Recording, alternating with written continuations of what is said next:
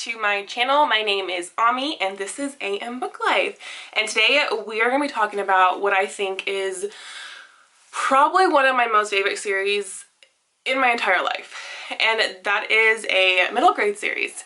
And yes, I am 28 years old and a middle grade series is one of my favorite series ever. And that series is Keeper of the Lost Cities by Shannon Messenger. Alright, so let me give you a quick recap of Keeper of Lost Cities before we jump right into everything. So we have our main character named Sophie. She is a 12-year-old genius. She has photographic memory and she can recall things as if it was a movie. So she sees it in her mind like that, as if she just saw the movie as well. And one secret that Sophie has been keeping is that she is a telepath. So she can read people's thoughts. And like I said, she's known that she can do this since she was 5 years old. It happened when she hit her head when she was 5 years old and she woke up in the hospital and realized she could do this. No one in her family knows about this secret. Sophie is so smart that at 12 years old, she is in high school and she is kind of outcasted for it because she's a 12-year-old with 16, 18-year-olds. So they don't get along with her. So it is something that she does struggle with internally. And one day when they were on a field trip, she finds this mysterious boy staring at her in the corner. This is someone that she's never seen before, and she realizes that she cannot hear his thoughts, which is something that's never happened to Sophie ever. Since she was 5 years old, she's heard everything all at once, which causes her to have really bad headaches because she can't turn off her power. And so when she looks at this boy, she hears complete silence. And like I said, that is something that's not normal for Sophie. So she was already like very interested in who this boy was and why he was staring at her.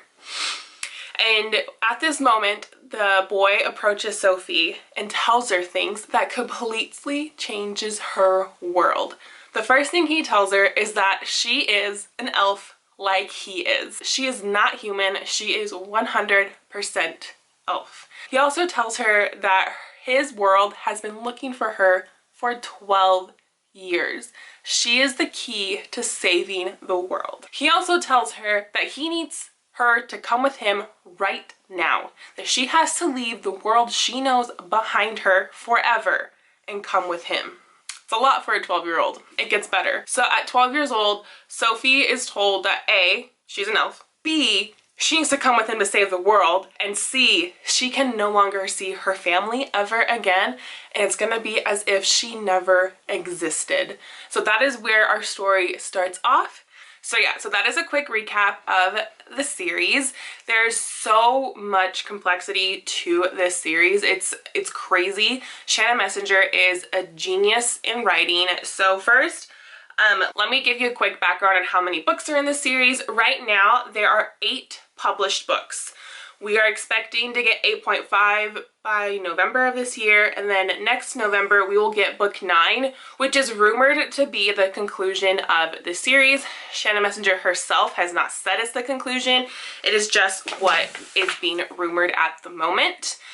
Also, there wasn't supposed to be an 8.5. Shannon Messenger and the publishing company she works with, Simon Schuster, decided to also come out with book 8.5 because in order for us to get to book 9, Shannon Messenger says herself that she needed to write this book, which is 8.5, which is called Unlocked. If you are interested to see my theories as to what I think Unlocked is about, definitely check out my Instagram.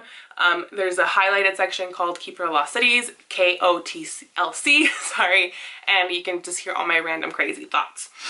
So yeah, so right now we are up to 8 books. I've read all 8 of them. I've read the first one 2 to 3 times, like 2.5 times I say. I didn't finish my 3rd time. I absolutely love it. I encourage everyone to read this series. So real quick, I'm just going to show you all the covers, and none of this is spoiler. It is just anticipation, I think, for you to want to read the rest of them. So here's my paperback copy of book 1, paperback copy of Exile, and yes, that is a magical creature.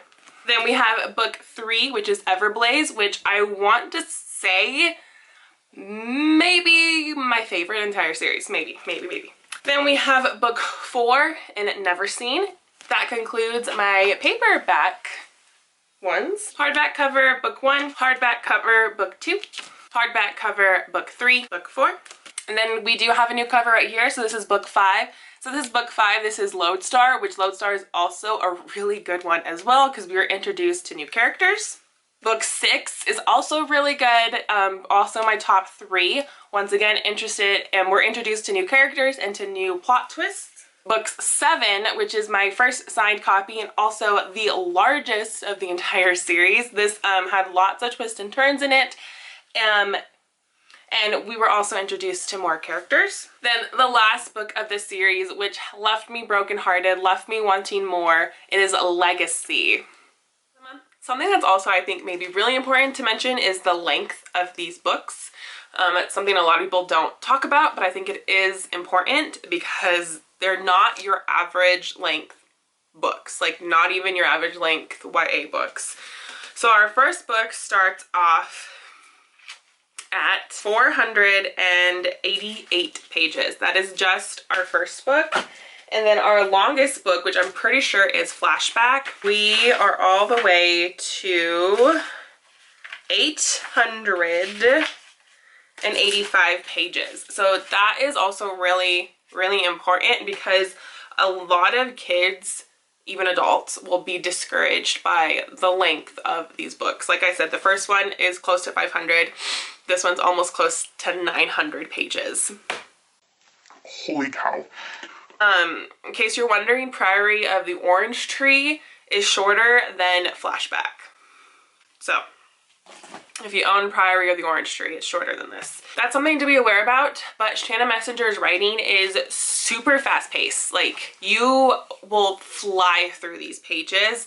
Your cousin, your nephew, your son, your daughter, anybody, your students will fly through these pages, so don't let that be discouraging to them. It's, like I said, very fast-paced writing. There are a few slow moments, I will say, that are in Flashback. There are. Flashback has a few slow moments, but other than that, they're all really, really fast-paced books. The slow moments maybe last for 10-15 pages. Other than that, it goes by really fast. So I'm actually interested to see what book 8.5, how long that's going to be. Is it going to be like a normal length book? I don't know. I'm not going to jump into that. If you want to hear my thoughts, like I said, go to my Instagram. All right. So this series follows 5 elves that range from the age of 12 to 14. We have Sophie, who is our main character. She is our point of view.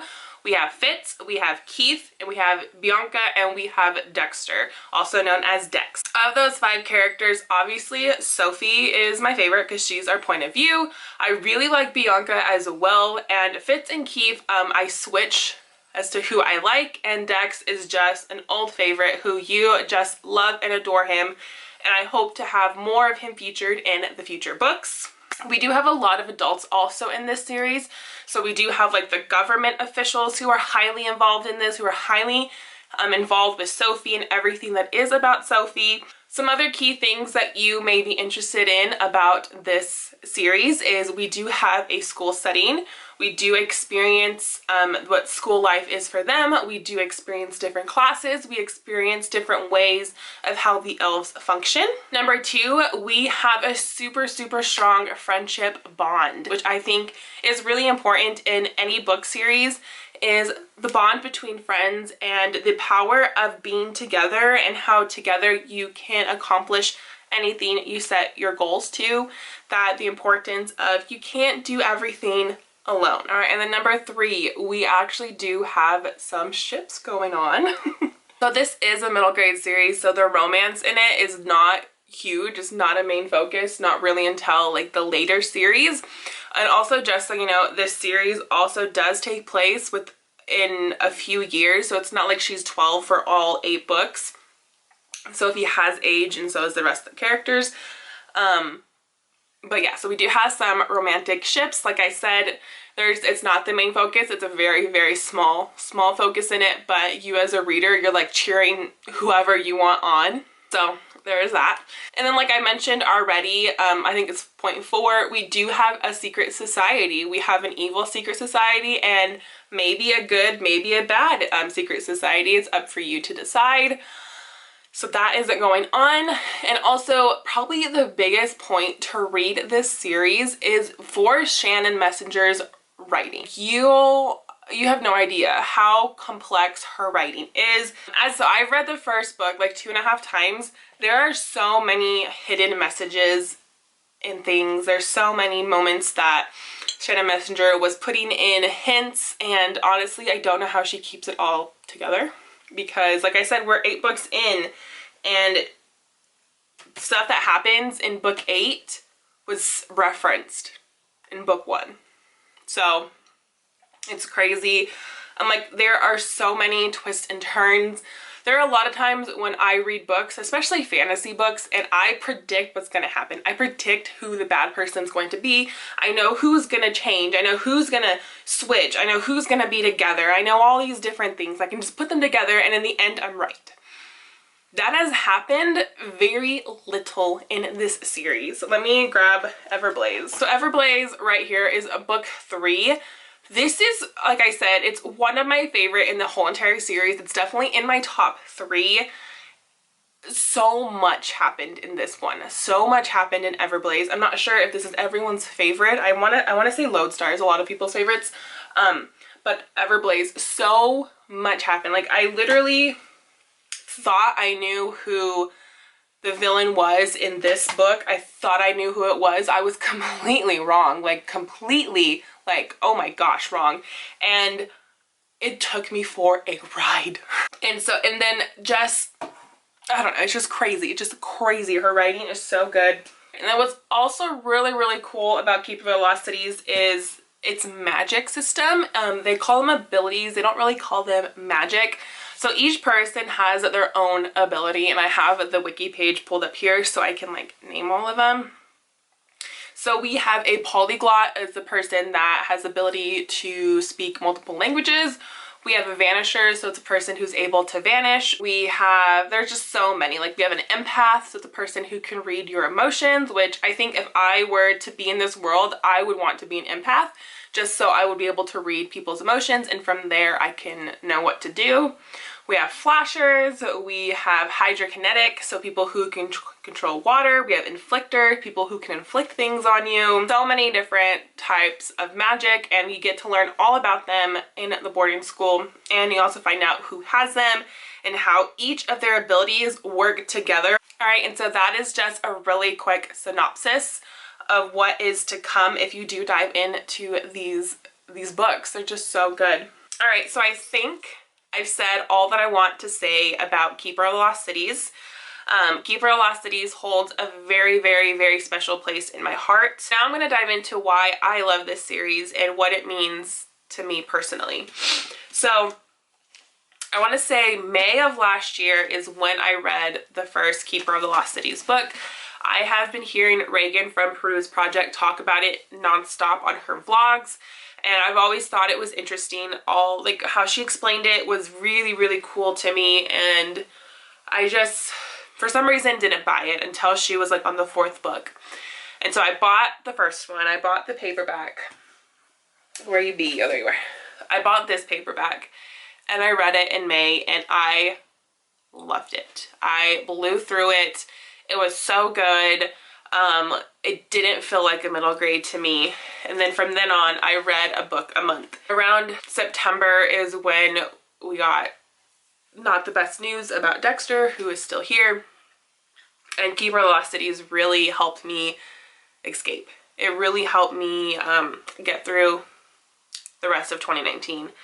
And that's why this book means so much to me, is because it was my support system. It was my way of escaping. It was my way of knowing that even in tough times, you can lean on people and they'll make you feel better. So really lean on these books, and I still continue to, and I recommend this book series to a lot of people.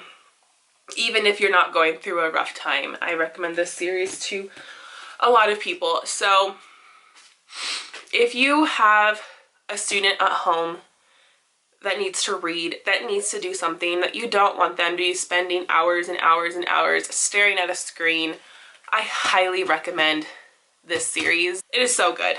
So I think I've shared all that I can about Keeper Elicities. I can talk for hours about this, so if you're interested in talking more about it, if you've read it, please leave a message in the comments, send me a DM on Instagram or Twitter, and I will be more than happy to talk to you about it. It is so good. So, if you leave with anything from this video, know that Shannon Messenger is a writing genius. The complexity that she goes into, the emotions, the trials, the everything that her characters go through relate to you somehow, I promise.